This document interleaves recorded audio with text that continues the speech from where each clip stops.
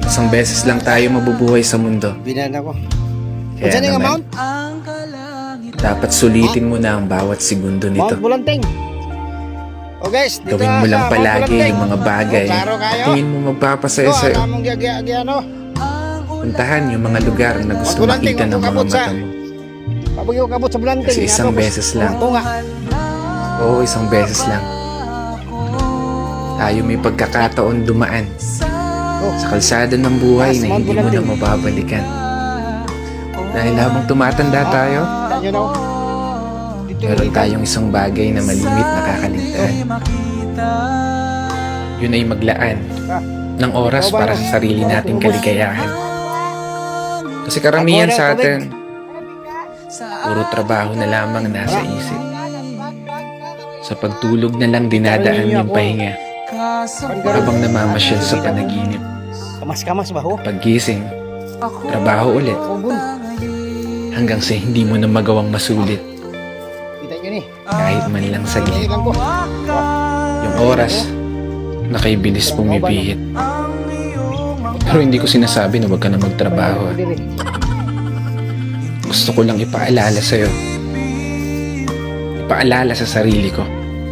Kaya ba?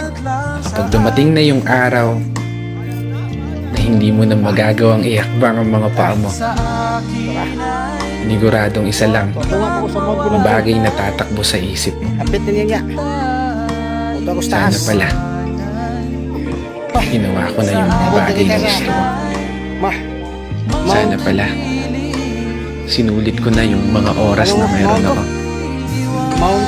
Kaya hindi pa huli, Pangalan? may pagkakataon ka pa. Ha?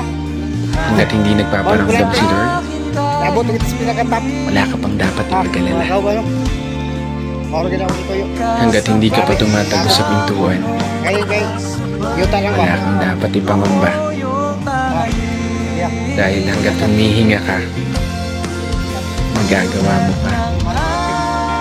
Gawin lahat ng mga bagay na gusto mo. Basta masaya ka. At sa mga bata, ikot. Walang makakapigil sa'yo. Tara. Buhay mo yan. Nag-review ninyo ang Kaya kung umabot ka hanggang dito Mount Bulanting. at patuloy na nakikinig, maraming salamat. Dahil gaya mo, ginagawa ko lang din kung ano yung pangarap mo. Minsan ako masaya. Sa paraan na to, magawa kong may bahagi sa iba. Kaya isang pagpupugay Thank you. para sa lahat ng mga kapatid na motorista na patuloy sumasabay sa hamon ng buhay. Grabe. This is your brother Matt, Bye.